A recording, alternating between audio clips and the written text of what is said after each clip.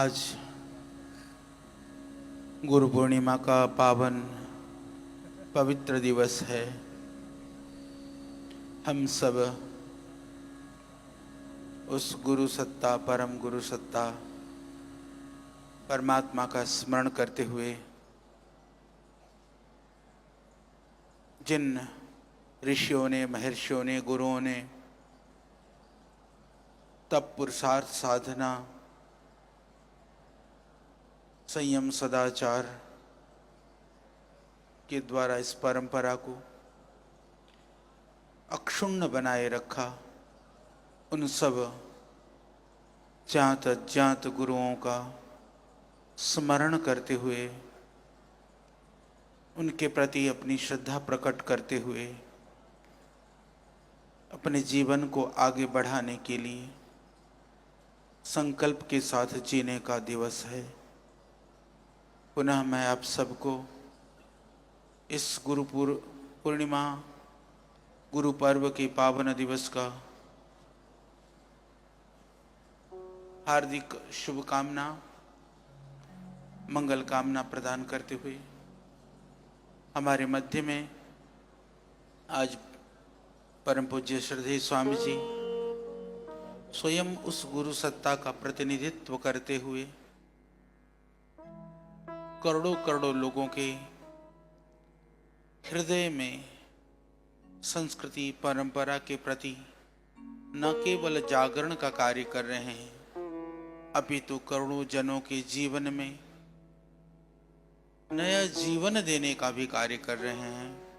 ऐसे श्रद्धेय स्वामी जी को भी हम सब प्रणाम करते हैं। एक बार अपने करतल ध्वनि से अपनी उपस्थिति, अपनी श्रद्धा अव्यक्त करें। सच में यह जीवन के संदर्भ में श्रद्धेय स्वामी जी अभी कह रहे थे, पूज्य स्वामी जी की और हमारी जो यात्रा है, इस पथ पर, इस आध्यात्म पर लगभग हम साथ ही चलते रहे। पता भी न चला, लगभग 35 वर्ष से ज़्यादा वर्ष हो चुके हैं और ये हमेशा अग्रज रहे। हम अनुज के रूप में इनके हाथ और उनके साथ लग करके हम भी साथ साथ इस यात्रा में सम्मिलित रहे। इसीलिए प्रायः देखें तो जिन जिन लोगों से, जिन जिन गुरुजनों से, जिन जिन महापुरुषों से श्रद्धेय स्वामी जी उपकृत हुए, उन सब से हम भी उपकृत हुए। हमारे गुरु भी लगभग सेम है। यदि मैं श्रद्धेय स्वामी जी को गुरु जी कहें तो मेरे एक्स्ट्रा एक हैं। तो शुरू से लेकर के मैं देखता हूं, जैसे श्रद्धेय स्वामी जी ने कहा, हम धन्यवादी हैं इस युग के महायोगी महर्षि स्वामी दयानंद के। ऋषि दयानंद न होते इस जग में जिस तरह से आज भी पाखंड, अंधकार और अज्ञानता का बोलबाला है, हम कल्पना नहीं कर सकते कि इस सनातन पर जो आवरण है, उस आवरण को हटाने का काम जो ऋषि दयानंद ने किया, उसके प्रति पूरा विश्व ऋणी है, कृतज्ञ हैं। उस ऋषि दयानंद को गढ़ने वाले स्वामी विरजानंद जी, गुरु विरजानंद न होते तो दयानंद भी ना होता। और स्वामी दयानंद को संन्यास दीक्षा के द्वारा दीक्षित करने वाले स्वामी संपूर्णानंद जी, संपूर्णानंद जी से संन्यास दीक्षा लेकर के, गुरु विरजानंद से शिक्षा की दीक्षा लेकर के एक योगी ने, एक महामानव ने इस धरा पर नए सृष्टि की, नई परंपरा की, नई चेतना की, नई जागृति की नींव रखने का कार्य उसने किया। चाहे वो भारत के आजादी का आंदोलन की बात हो, बहुत सारे वीर, शहीद, क्रांतिकारी, वो सब ऋषि दयानंद के अनुयायी थे, अनुगामी थे, उनके प्रति श्रद्धा और निष्ठा रखने वाले लोग थे। पट्टाभी सीतारामैया लिखते हैं कि यदि आजादी के आंदोलन की यदि गहनता से अध्ययन करें, अनुसंधान करें, तो यह मिलेगा प्रत्यक्ष और परोक्ष रूप में 80% से ज्यादा ऋषि दयानंद के प्रति निष्ठा रखने वाले, श्रद्धा रखने वाले लोग थे, जो क्रांतिकारी के रूप में देश को आजादी दिलाने के लिए जो सम्मिलित हुए।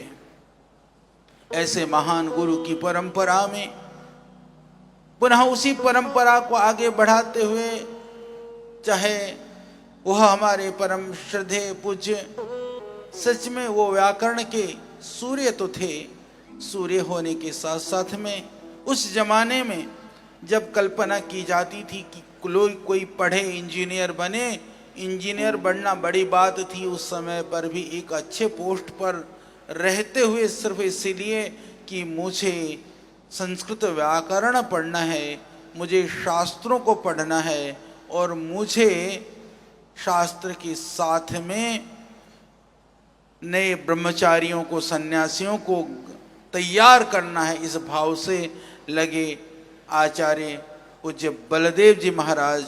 यदि वो ना होते तो उस परंपरा में, यह परंपरा यहाँ तक ना पहुँचती।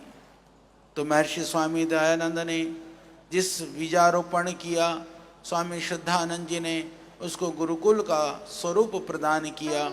आचार्य बलदेव जी, परम श्रद्धेय पूज्य आचार्य प्रद्युमन जी महाराज ने भी उस परंपरा को आगे बढ़ाने का कार्य किया और उसी परंपरा को आज सर्वांगीण रूप से, चाहे वो विद्या के क्षेत्र में हो, चाहे स्वास्थ्य के क्षेत्र में हो, चाहे राष्ट्र जागरण की, आध्यात्मिक जागरण की चेतना की बात हो, सर्वांगीण रूप से सभी गुरुजनों ने जो दिया, जो पाया, यहाँ पर पतंजलि में आकर के सब कुछ एकाकार हो गया श्रद्धेय परम पूज्य स्वामी रामदेव जी महाराज के रूप में।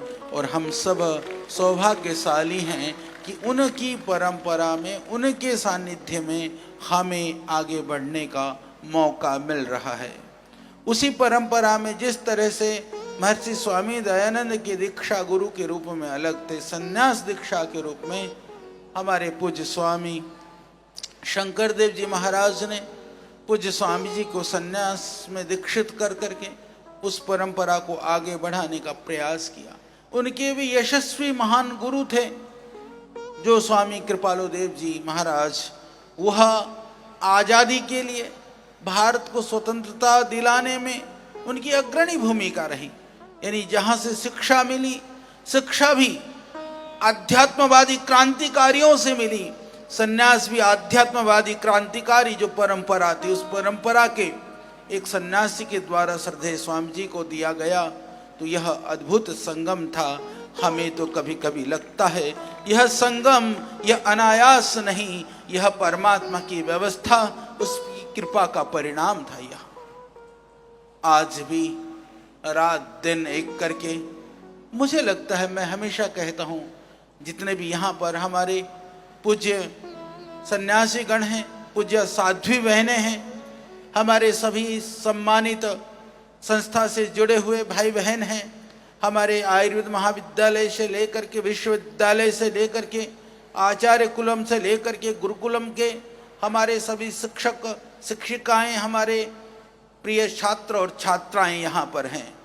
आप सबको मैं ये कहना चाहता हूँ, लोग बड़ी बड़ी बात करते होंगे बड़े बड़े चीज़ों को लेकर के, परंतु जीवन में साक्षात वह स्वरूप दिखाई देता हो, ऐसे श्रद्धेय स्वामी जी हमारे मध्य में हैं, जिनका जीवन, जिनका अखंड प्रचंड पुरुषार्थ हमको हर पल हर क्षण शिक्षा दे रहा है, जो शब्दों से नहीं, अपने कर्मों से, अपने जीवन से शिक्षा दे रहे हैं। यदि हम प्रयास करें तो मैं कल भी हम वृक्षारोपण के लिए हिमालय में हमारे पूज्य साध्वी, पूज्य संत गणों के साथ में कई हजारों पेड़ लगा करके आए, शाम तक आते आते थके। पर मैं सोचता हूँ सुबह उठने में थोड़ा सा भी कभी आलस से आ जाए तो मैं और किसी को याद नहीं करता, मैं पूज्य स्वामी जी को याद करता हूँ। जब एक व्यक्ति हर रोज़ 3 बजे उठ सकता है तो बालकृष्ण तू क्यों सोया है, 4 बजे तो उठ ही जा, ऐसा सोच करके अपने आप को जो है अंदर से ऊर्जा से भर करके जागृत हो जाता हूँ। तो धन्य है ऐसे स्वामी जी और धन्य है हम जो हमें ऐसे स्वामी जी को भगवान ने जोड़ दिया है। तो यह गुरुपूर्व पर्व है।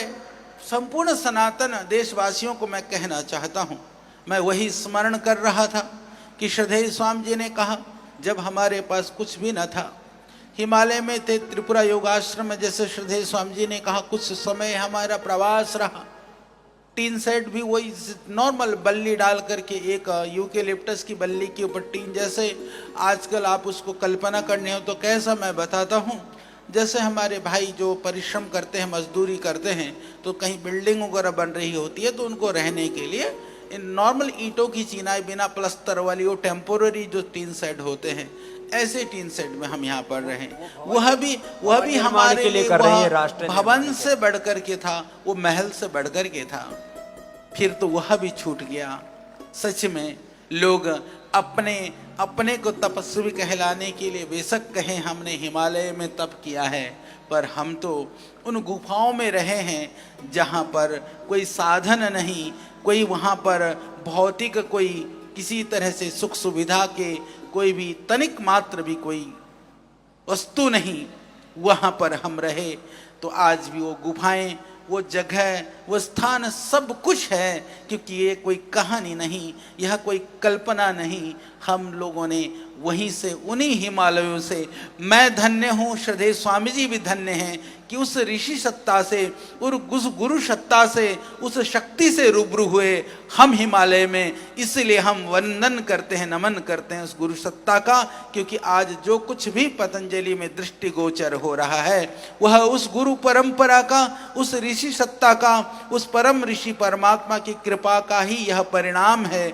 इसके अतिरिक्त इतना बड़ा कार्य कभी हो नहीं सकता, क्योंकि यह बड़ा जो होता है, कभी कभी हमको ये लगे कि हमने किया, सच में श्रद्धेय स्वामी जी को भी ऐसा ही लगता है, हमको तो लगता ही है कि यह कार्य का जो प्रारंभ है वो हमने नहीं, वह परमेश्वर ने किया है, ऋषि सत्ता ने किया है। तो इसको लक्ष्य तक पहुंचाने का कार्य भी वही कर रहे हैं। तो हम सब निमित्त मात्र बन करके पूर्ण ईमानदारी के साथ में, यदि कार्य में ईमानदारी पना है, तो कल भी हमारे बहुत ही आदरणीय प्रिय हैं हरिवल्लभ शास्त्री जी, स्वामीनारायण संप्रदाय के हैं, वो शुरू से जुड़े हुए थे। कल मेरे साथ ही बैठे थे, थोड़ी देर हम लोग गाड़ी में साथ में जा रहे थे। उन्होंने कहा आचार्य जी, हमने देखा है शुरू से लेकर के हमारे साथ जितने भी घटनाएं घटित हुए, जैसे कहते हैं ना, कुछ लोग हैं बहुत हमारे नज़दीक से साक्षी रहे, वो रहे हैं। तो उन्होंने कहा कि आचार्य जी, जितनी बड़ी चुनौतियां आती रही हैं, उतना बड़ा पतंजलि परिष्कृत होकर के और देदीप्यमान होकर के आगे बढ़ा है। तो ये चुनौतियां क्यों देते हैं लोग? मैंने कहा महाराज जी, चुनौतियां इसलिए देते हैं, चुनौतियां इसलिए हमारे सामने रखते हैं क्योंकि हम और चमक करके, देदीप्यमान होकर के दुनिया के सामने अपने कार्यों से, अपने पुरुषार्थ से, अपने तप से आगे बढ़ सकें।